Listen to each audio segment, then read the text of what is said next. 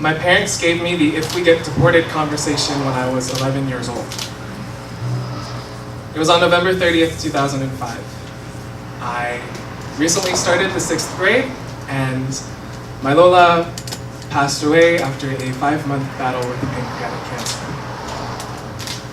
I lost 2 forms of my innocence to 2 things that day. 1, the idea that death is imminent, and 2, the idea that 7,000 miles of treacherous ocean could separate me from my parents at any given moment. Halika dito. Balikbayan, my parents returning to those 7,000 islands, bittersweet like chocolate. My dad told me 2 things that day. 1, this house may not be your house. It could be your Lolo's house in Buena Park. It could be your tita's apartment in Long Beach. It could even be your Lolo's duplex in Vancouver. You've moved 3 times before in your short life. You can do it again. And 2, this house is not our home. Our home cannot be contained within these old walls, for our home is wherever we are. Home is California. Home is the Philippines. Home is a queen-size bed where you cuddle with your parents and your 2 brothers, for you do not know how many more chances you will have to do so.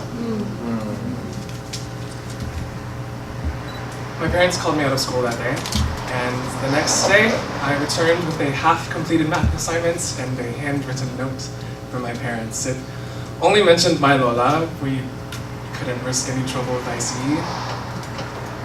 6 years later, I was sitting in a pizza parlor with my good friend from when I used to live in the barrio.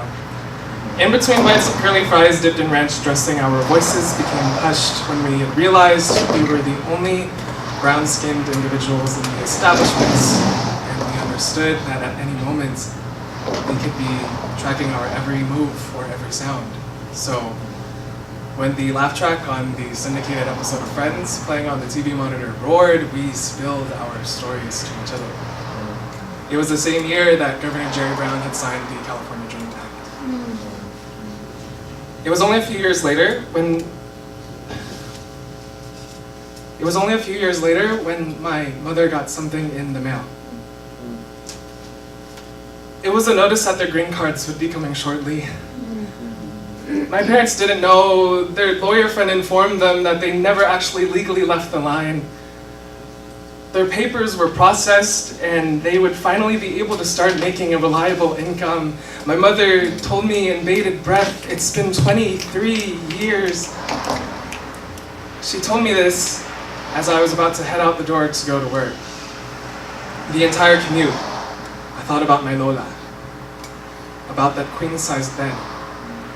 I thought about the prospect of having to immigrate to Canada as an 11-year-old beyond my own volition.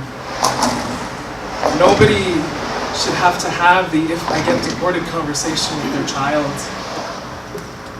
But if it ever happens to you, pray that your family prepares you for whatever may come your way. Pray that you know when to answer and when to ignore phone calls, doorbells.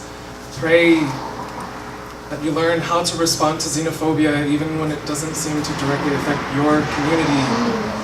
And pray that you get to learn that home is not a place. Home is love.